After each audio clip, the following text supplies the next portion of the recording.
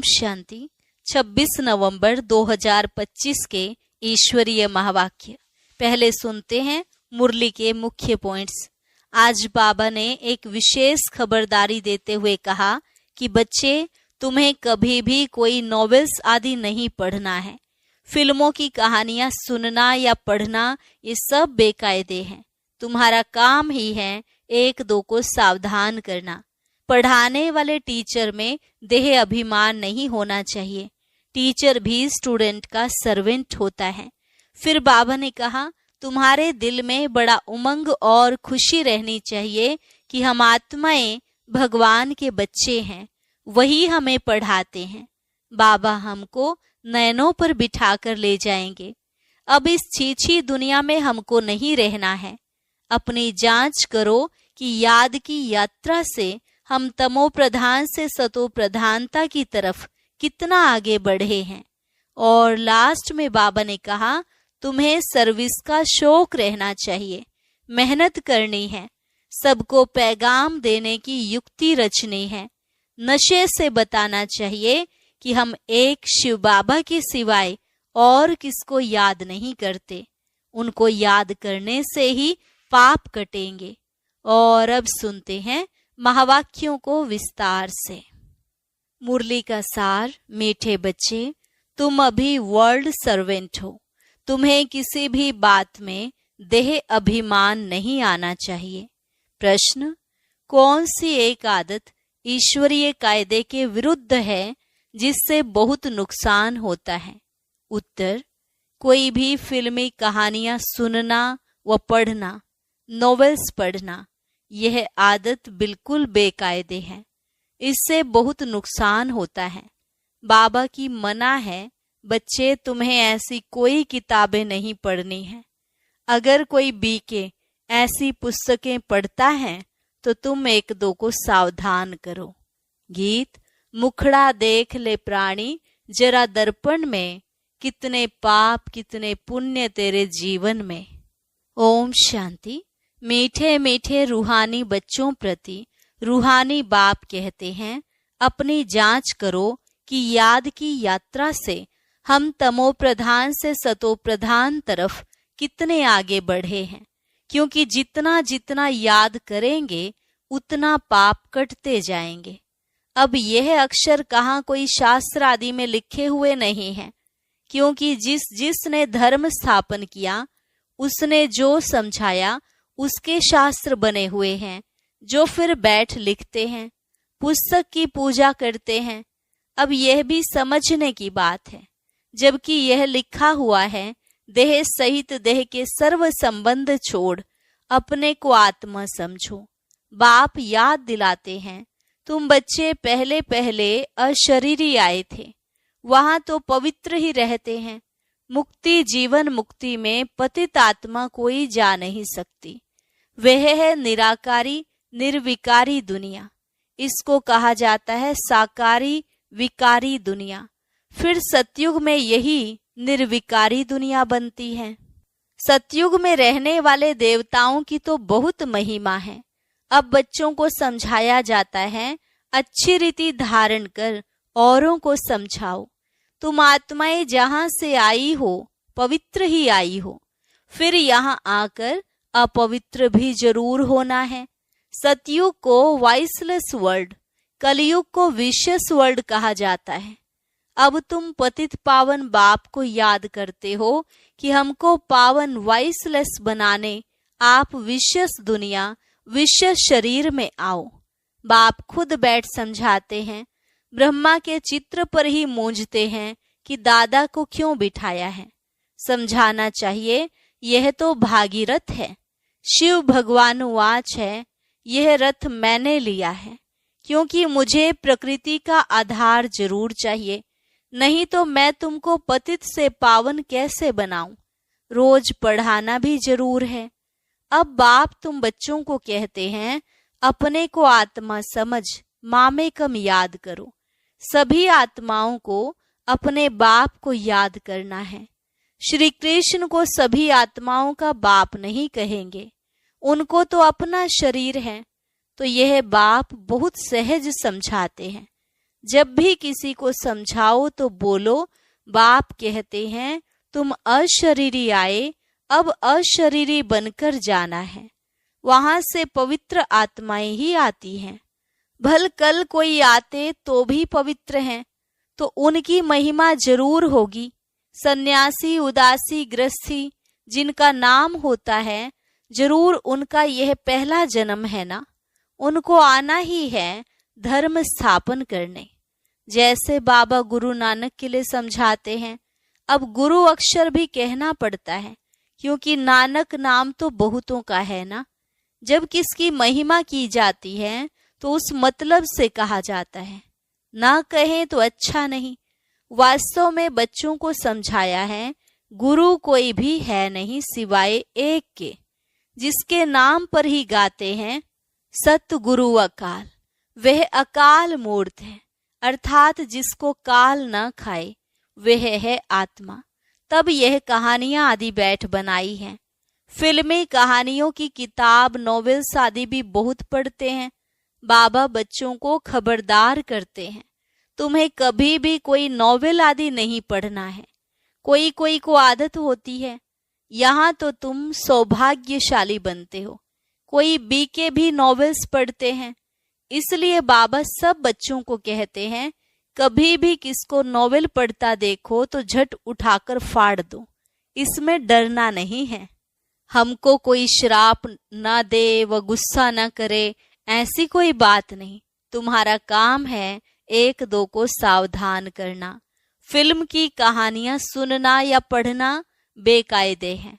बेकायदे कोई चलन है तो झट रिपोर्ट करनी चाहिए, नहीं तो सुधरेंगे कैसे? अपना नुकसान करते रहेंगे। खुद में ही योग बल नहीं होगा तो यहाँ क्या बैठ सिखलाएंगे? बाबा की मना है। अगर फिर ऐसा काम करेंगे तो अंदर दिल जरूर खाती रहेगी, अपना नुकसान होगा। इसलिए कोई में भी कोई अवगुण देखते हो तो लिखना चाहिए। कोई बेकायदे चलन तो नहीं चलते, क्योंकि ब्राह्मण इस समय सर्वेंट है ना। बाबा भी कहते हैं बच्चे नमस्ते, अर्थ सहित समझाते हैं। बच्चियां पढ़ाने वाली जो हैं उनमें देह अभिमान नहीं आना चाहिए। टीचर भी स्टूडेंट का सर्वेंट होता है ना।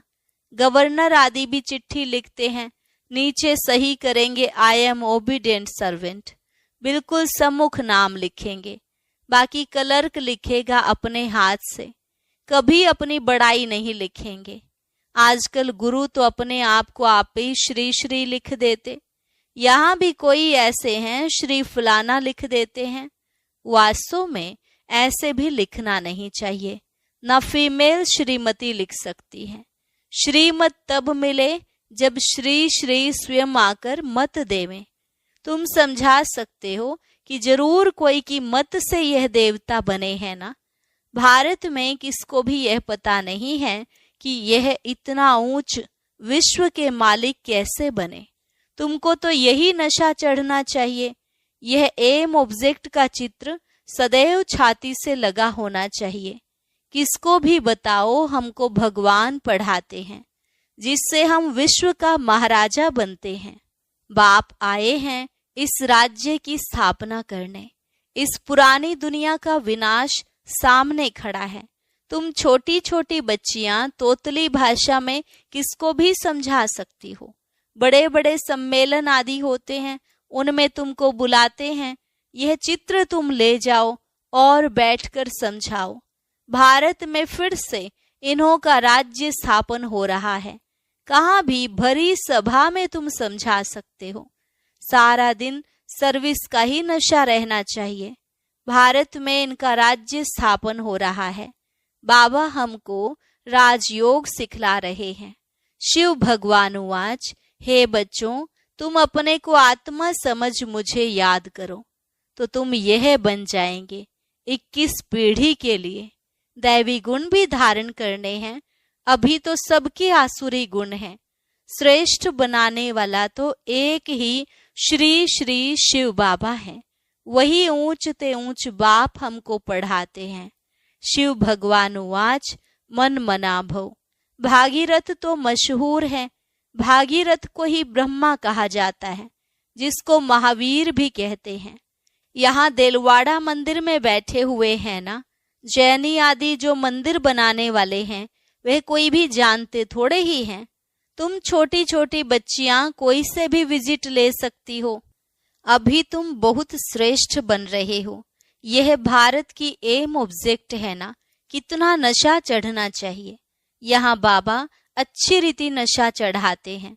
सब कहते हैं हम तो लक्ष्मी नारायण बनेंगे। राम सीता बनने के लिए कोई भी हाथ नहीं उठाते। अभी तो तुम हो अहिंसक क्षत्रिय। तुम अहिंसक क्षत्रियों को कोई भी नहीं जानते। यह तुम अभी समझते हो। गीता में भी अक्षर हैं, मन मना भव, अपने को आत्मा समझो। यह तो समझने की बात है ना, और कोई भी समझ नहीं सकते। बाप बैठ बच्चों को शिक्षा देते हैं, बच्चे आत्म अभिमानी बनो। यह आदत तुम्हारी फिर 21 जन्म के लिए चलती है। तुमको शिक्षा मिलती ही है 21 जन्मों के लिए। बाबा घड़ी घड़ी मूल बात समझाते हैं, अपने को आत्मा समझकर बैठो। परमात्मा बाप हम आत्माओं को बैठ समझाते हैं। तुम घड़ी घड़ी देह अभिमान में आ जाते हो, फिर घर बार आदि याद आ जाता है। यह होता है भक्ति मार्ग में भी। भक्ति करते करते बुद्धि और तरफ चली जाती है। एक टिक सिर्फ नौधा भक्ति वाले ही बैठ सकते हैं, जिसको तीव्र भक्ति कहा जाता है। एकदम लवलीन हो जाते हैं। तुम जैसे याद में बैठते हो तो कोई समय एकदम अशरीरी बन जाते हो। जो अच्छे बच्चे होंगे वही ऐसी अवस्था में बैठेंगे, देह का भान निकल जाएगा। अशरीरी हो उस मस्ती में बैठे रहेंगे, यह आदत पड़ जाएगी। सन्यासी है तत्व ज्ञानी व ब्रह्म ज्ञानी, वह कहते हैं हम लीन हो जाएंगे। यह पुराना शरीर छोड़ ब्रह्म तत्व में लीन हो जाएंगे। सबका अपना अपना धर्म है ना, कोई भी दूसरे धर्म को नहीं मानते हैं। आदि सनातन देवी देवता धर्म वाले भी तमो प्रधान बन गए हैं। गीता का भगवान कब आया था, गीता का युग कब था, कोई भी नहीं जानते। तुम जानते हो इस संगम युग पर ही बाप आकर राजयोग सिखलाते हैं, तमो प्रधान से सतो प्रधान बनाते हैं। भारत की ही बात है, अनेक धर्म भी थे जरूर। गायन है एक धर्म की स्थापना, अनेक धर्मों का विनाश। सतयुग में था एक धर्म, अभी कलयुग में है अनेक धर्म। फिर एक धर्म की स्थापना होती है। एक धर्म था, अभी नहीं है, बाकी सब खड़े हैं। बड़ के झाड़ का मिसाल भी बिल्कुल ठीक है। फाउंडेशन है नहीं, बाकी सारा झाड़ खड़ा है। वैसे इसमें भी देवी देवता धर्म है नहीं। आदि सनातन देवी देवता धर्म जो तना था वह अब प्राय लोप हो गया है। फिर से बाप स्थापना करते हैं। बाकी इतने सब धर्म तो पीछे आए हैं, फिर चक्र को रिपीट जरूर करना है। अर्थात पुरानी दुनिया से फिर नई दुनिया होनी है। नई दुनिया में इन्हों का राज्य था। तुम्हारे पास बड़े चित्र भी हैं, छोटे भी हैं। बड़ी चीज होगी तो देखकर पूछेंगे यह क्या उठाया है। बोलो हमने वह चीज उठाई है जिससे मनुष्य बेगर टू प्रिंस बन जाए। दिल में बड़ा उमंग, बड़ी खुशी रहनी चाहिए। हम आत्माएं भगवान के बच्चे हैं, आत्माओं को भगवान पढ़ाते हैं। बाबा हमको नैनों पर बिठाकर ले जाएंगे। इस छीछी दुनिया में तो हमको रहने का नहीं है। आगे चल त्राही त्राही करेंगे, बात मत पूछो। करोड़ों मनुष्य मरते हैं, यह तो तुम बच्चों की बुद्धि में है। हम इन आंखों से जो देखते हैं यह कुछ भी रहना नहीं है। यहाँ तो मनुष्य हैं कांटे मिसल। सतयुग है फूलों का बगीचा। फिर हमारे नयन ही ठंडे हो जाएंगे। बगीचे में जाने से नयन ठंडे शीतल हो जाते हैं ना। तो तुम अभी पद्मा पद्म भाग्यशाली बन रहे हो। ब्राह्मण जो बनते हैं उनके पांव में पद्म है। तुम बच्चों को समझाना चाहिए हम यह राज्य स्थापन कर रहे हैं, इसलिए बाबा ने बैज बनवाए हैं। सफेद साड़ी पहनी हुई हो, बैज लगा हो, इससे स्वतः सेवा होती रहेगी। मनुष्य गाते हैं आत्मा परमात्मा अलग रहे बहुकाल, परंतु बहुकाल का अर्थ कोई भी समझ से नहीं है। तुमको बाप ने बताया है कि बहुकाल अर्थात 5000 वर्ष के बाद तुम बच्चे बाप से मिलते हो। तुम यह भी जानते हो कि इस सृष्टि में सबसे नामी ग्रामी है यह राधे कृष्ण। यह सतयुग के फर्स्ट प्रिंस प्रिंसेस हैं। कभी किसके ख्याल में नहीं आएगा कि यह कहां से आए। सतयुग के आगे जरूर कलयुग होगा।